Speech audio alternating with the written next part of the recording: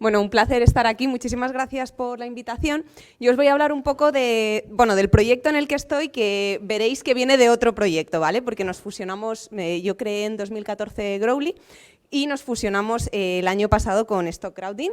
Y a día de hoy pues, lidero esta plataforma, pero un poco lo que os voy a contar es el camino y cómo hemos llegado un poco hasta aquí, ¿no?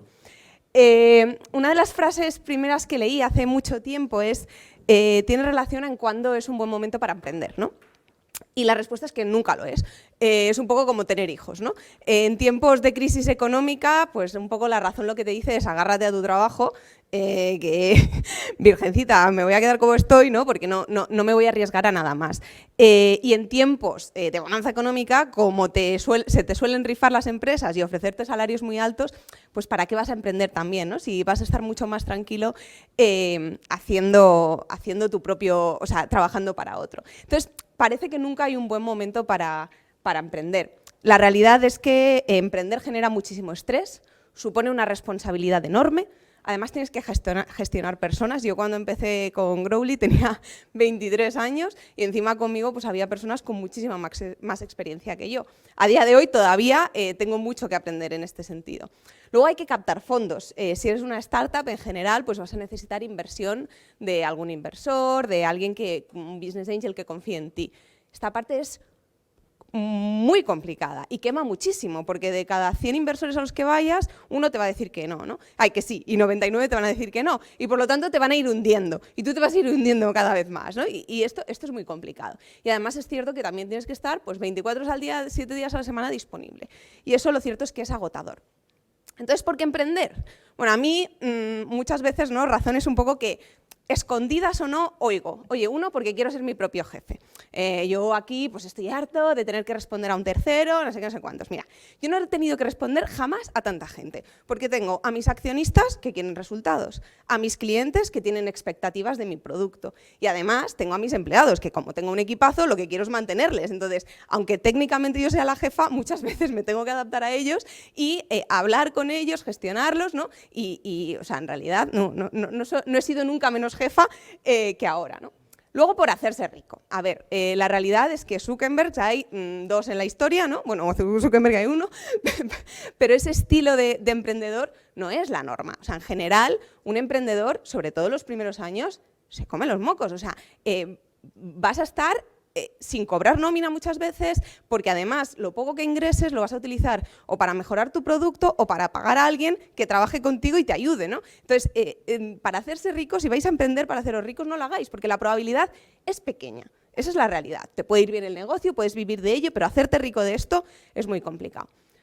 Y luego parece que está muy de moda, o sea, que es la tercera razón, ¿no? Y me parece que los emprendedores estemos aquí siempre en eventos de este estilo, que son súper chulos y súper motivantes, ¿no? Que estemos ahí pues, con nuestros amigos emprendedores, pasándolo genial. La realidad, y esto lo hablé una vez con unos amigos emprendedores, es que tendría que haber un club de emprendedores anónimos, ¿no? Como alcohólicos anónimos, pero para emprendedores, porque estamos muy solos, porque lo pasas muy mal y porque hay momentos muy complicados, ¿no? Entonces, la realidad no es estar aquí de fiesta todo el día gastándote el dinero que han puesto los inversores, sino que es estar cruzando los dedos, mirando al teléfono a ver si te han llamado porque tienes que cerrar esa venta o tienes que conseguir ese dinero de ese business angel a ver si te apoya o no, ¿no? Entonces, esto no es tan glamuroso como parece. Entonces, bueno, ¿por qué emprender? Pues en mi opinión, la única razón por la que puedes hacerlo es porque no puedes no hacerlo, porque te apasiona el proyecto verdaderamente, ¿no? Porque al final esto es una montaña rusa en el que estás arriba y estás abajo en el mismo día. O sea, nosotros a lo mejor en el mismo día me dice que sí un cliente a una operación que llevaba mucho tiempo persiguiendo, pero en el mismo día me llega un requerimiento de mi regulador, la CNMV, diciendo que tengo que mandar esto. Y de repente un empleado me dice que está descontento no sé qué, pero luego no sé quién me da una buena noticia, ¿no? Y estás así constantemente. Entonces, si a ti no te apasiona el proyecto, lo vas a dejar, porque es que es lo más fácil, porque es muy complicado echar adelante una empresa, ¿no? Especialmente cuando es una startup. Y aquí no sé si a veces se entiende muy bien la diferencia entre emprender, lanzar un proyecto, un restaurante, ¿no? Oye, un restaurante te puede salir bien o no te puede salir bien, pero es un modelo de negocio probado. O sea, hay muchos restaurantes a los que les ha ido bien, ¿no? ¿Una startup qué es? Una startup es un modelo de negocio completamente nuevo, normalmente muy basado en la tecnología, y que por lo tanto no sabes si va a funcionar o no. Por eso el riesgo es tan alto, por eso cuando buscas dinero no te vas a pedir un préstamo, porque no te lo va a dar nadie, lo que vas es a pedir inversión en el capital, porque esos inversores, el venture capital, ¿no? El capital riesgo, pues está dispuesto a asumir un riesgo muy grande porque considera que si a ti te sale bien, pues lo que va a ganar es mucho, ¿no? Pero el riesgo de este tipo de operaciones es muy alto. Entonces, bueno, esta es la realidad, que repito, si no tienes pasión por lo que vas a hacer, no lo hagas porque te vas a quemar en 2 días. Bueno, ¿qué hacemos un poquito nosotros? Por introduciros y luego os voy a contar cómo llegamos hasta ahí, ¿no? Nosotros somos una plataforma de crowdlending. Probablemente el crowdlending a la mayoría nos suene, probablemente el crowdfunding sí. El crowdfunding al final pues es una forma de financiación donde multitud de pequeños mecenas o inversores ponen dinero para un proyecto determinado. La diferencia que hay con el crowdlending es lo que se obtiene a cambio. En el crowdfunding tradicional, por ejemplo, financias la creación de un disco, de un grupo de música que te encanta, ¿no? Pones 20 euros y te mandan ese disco, pones 100 y te invitan a un concierto especial, ¿no? Pues es una financiación basada en recompensas tangibles. De hecho, hay startups que también que tienen productos tipo zapatillas, por ejemplo, que muchas veces prueban su producto a través del crowdfunding tradicional. Lo que nosotros hacemos son préstamos. O sea, nosotros hacemos lo que ha hecho la banca toda la vida, que coge el dinero de sus ahorradores, se da la vuelta y lo presta a una variedad de usuarios, con la diferencia de que aquí es el ahorrador, el inversor, el que decide directamente a qué empresas presta y a cambio pues, se lleva el tipo de interés, la rentabilidad pues, que se llevaría en el banco, ¿no? ¿Cómo funciona? Bueno, pues nosotros recibimos la operación, estudiamos la operación, más del 90% lo denegamos. Repito, por ejemplo, aquí un emprendedor no tiene cabida, no por nada, sino porque tienes que hacer un estudio basado en el histórico, ¿vale? Entonces, el riesgo tiene que ser mucho más medido. Un emprendedor, por ejemplo, le puede encajar el equity crowdfunding, que es entrada en el accionariado de tu empresa, o el crowdfunding tradicional del que os hablaba al principio. Entonces, esto es para empresas ya pues que funcionan, que ya llevan unos años facturando y en beneficios y que utilizan esta alternativa, este complemento a la banca, ¿no? Nosotros estudiamos la operación, si la vemos ok, la publicamos en el marketplace y ahí es donde los inversores deciden si financian o no el proyecto, cuánto quieren invertir, desde 100 o 500 euros, depende un poco del tipo de proyecto, y nosotros ese dinero se lo mandamos a la empresa y la empresa mensual, trimestral o anualmente, dependiendo del préstamo, devuelve el dinero a los inversores pues, con sus intereses. Ese es nuestro modelo de negocio. ¿Qué vimos? ¿Por qué vimos que esto tenía sentido? Bueno, pues porque en España, si conocéis un poquito el mercado bancario, hay una altísima bancarización. La pyme prácticamente no tiene alternativa a la banca o no tenía hasta ahora ninguna alternativa a la banca para solicitar financiación.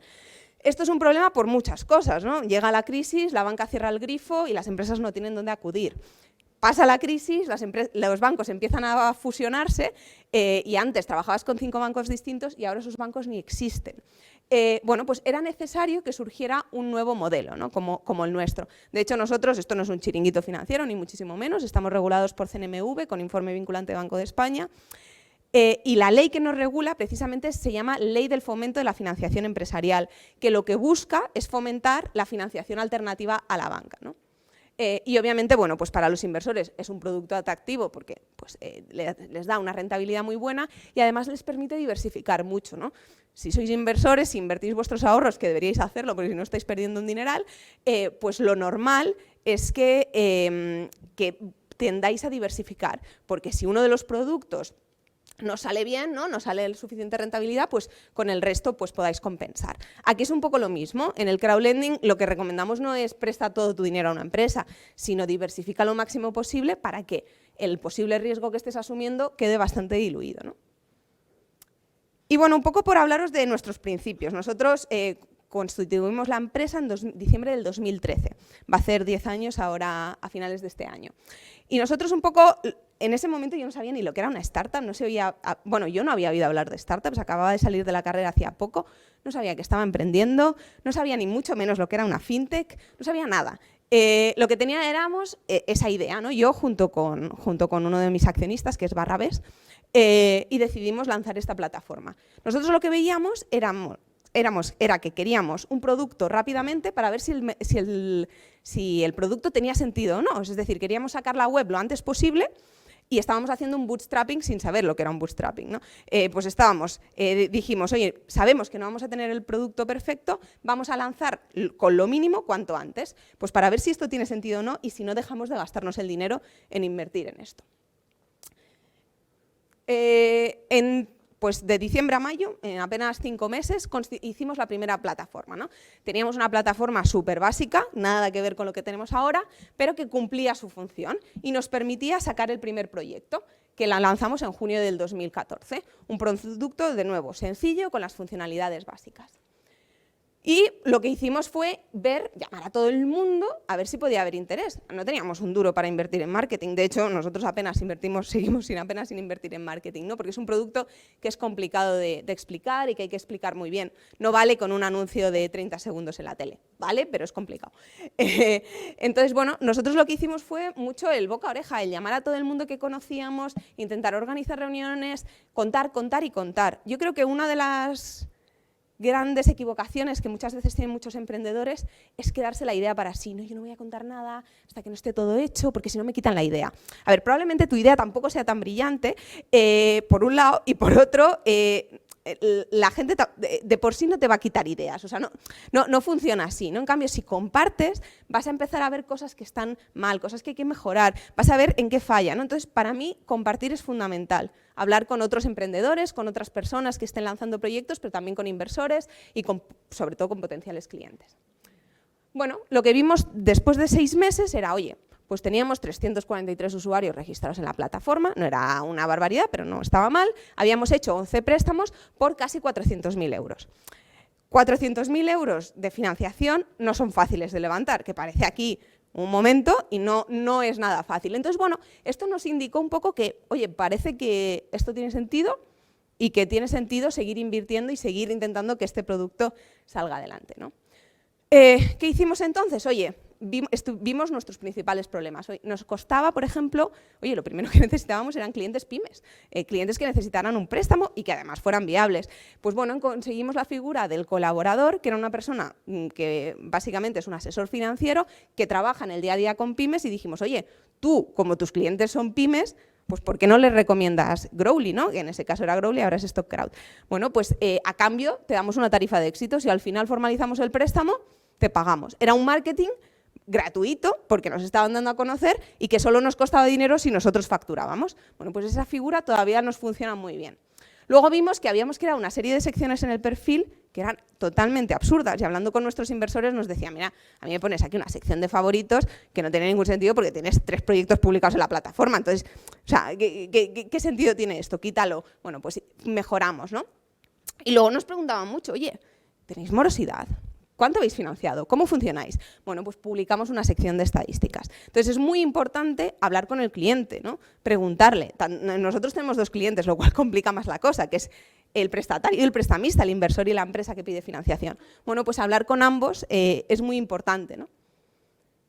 Y bueno, como decía antes, esto pues, es un arriba y abajo, es una montaña rusa que tiene muchos momentos complicados. Y un poco nos situamos en el 2020, que llega el COVID, ¿no? Ya antes del COVID estábamos viendo la realidad del mercado y es que, uno, seguíamos siendo muy pequeños, tanto nosotros como el resto de plataformas de crowdlending, al final, comparativamente con los volúmenes que movía la banca, éramos ridículos, ¿no? Y además teníamos productos que normalmente eran, pues, muy específicos. Nosotros teníamos producto para pyme, otro tenía para inmobiliario, otro tenía descuento de pagarés, otro tal, ¿no? Pues producto muy exhaustivo. Luego teníamos unos costes estructurales altos, sí que es verdad que estamos muy basados en la tecnología y que comparativamente con un banco nuestros gastos son mucho menores, pero aún así pues teníamos que asumir unos costes importantes. Teníamos que tener mucho cuidado con el riesgo, algún competidor nuestro cayó por culpa de no gestionar bien el riesgo, por dar préstamos a empresas que no eran solventes. Teníamos poca diversificación del producto y además, bueno, el COVID de repente asustó muchísimo a los inversores, os podéis imaginar. Tú estabas dando préstamos a empresas y esas empresas estaban cerradas. Pues no ibas a dar préstamos a empresas, ¿no? De repente se paralizó un poco el mercado. Y vimos la necesidad de sumar fuerzas con otra plataforma. Dijimos, oye, si aquí estamos todos intentando luchar por lo mismo, probablemente juntos tenga más sentido, ¿no? Y hablamos con StockCrowd, ¿vale? Que es la plataforma con la que nos fusionamos el año pasado. Teníamos muchas cosas en común y muchas cosas distintas. Ellos se crearon en 2018 y sus oficinas están en Barcelona, pero habían prestado, pues ahora, a día de hoy, han prestado más de 30 millones, nosotros más de 32. Si os fijáis, nosotros entre más de 650 proyectos y ellos entre 100, es decir, era un producto menos diversificado que el nuestro, porque nuestros préstamos eran más pequeñitos. nosotros hacíamos préstamos y ellos hacían préstamos, pero también equity, entrada en capital. Y vimos que teníamos muchas sinergias. Y bueno, decidimos realizar la primera fusión de 2 PFPs en España. Verdaderamente esto lo empezamos a hablar incluso antes del COVID, a finales del 2019, y se lo aprobó la CNMV en junio del año pasado, o sea que llevó su tiempo. Fue la primera fusión de 2 plataformas de financiación participativa autorizadas por la CNMV y al final lo que nos daba era un producto muchísimo más amplio para inversores.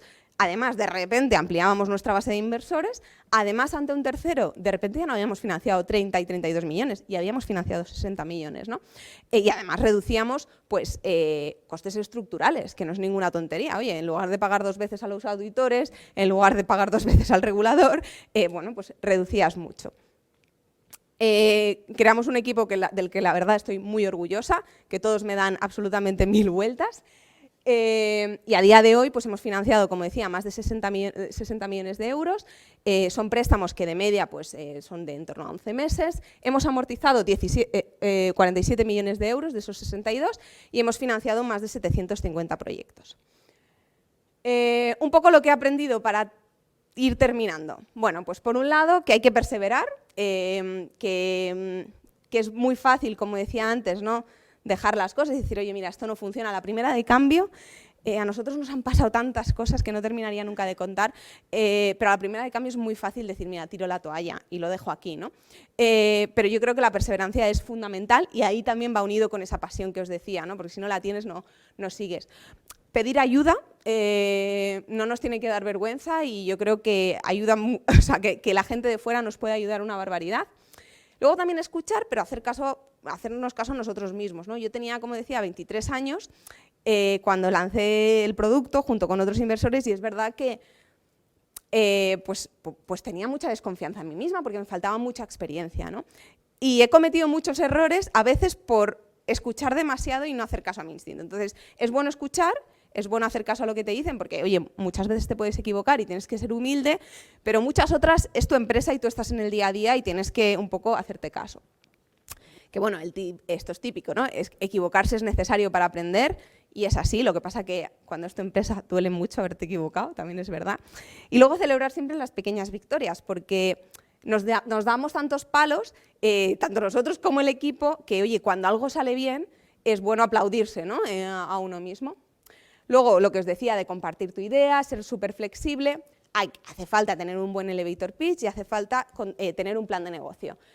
Pero la realidad es que el plan de negocio, yo creo que no hay nadie que lo haya seguido en la vida. O sea, es muy difícil y ya cuando te lo piden a 5 años, mira, o sea, el Excel lo aguanta todo. Yo te puedo decir que voy a crecer un 500%, pero luego hay que hacerlo y nunca nadie lo hace, ¿no?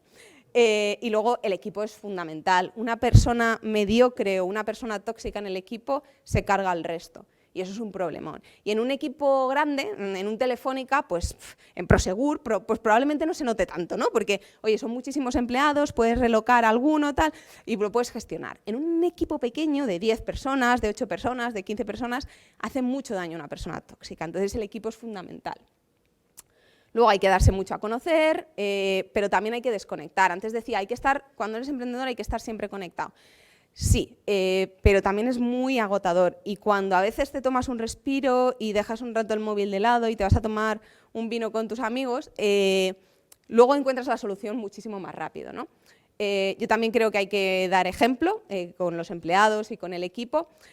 Y luego, no rendirse, ser perseverante, como decía antes, pero también saber cuándo hay que parar. O sea, también es verdad que a veces es muy difícil saber cuándo ya cuando el proyecto no funciona, ¿no? Y yo creo que esa es una de las partes más duras probablemente de emprender y que cualquier emprendedor es lo último que va a hacer, que es dejar el proyecto, pero a veces hay que darse cuenta antes de seguir peleando, de seguir invirtiendo, si el producto no funciona, no funciona. Y bueno, lo último que es que merece la pena, que si te apasiona, si realmente te gusta, yo obviamente os animaría a todos, pero no todo el mundo está hecho para emprender, entonces yo creo que hay que ser muy consciente de la parte buena, de la parte mala y teniendo eso en cuenta, pues obviamente animaros a todos los que tengáis ganas y creáis en vuestro proyecto en echarlo para adelante porque luego es muy gratificante, la verdad. Muchas gracias.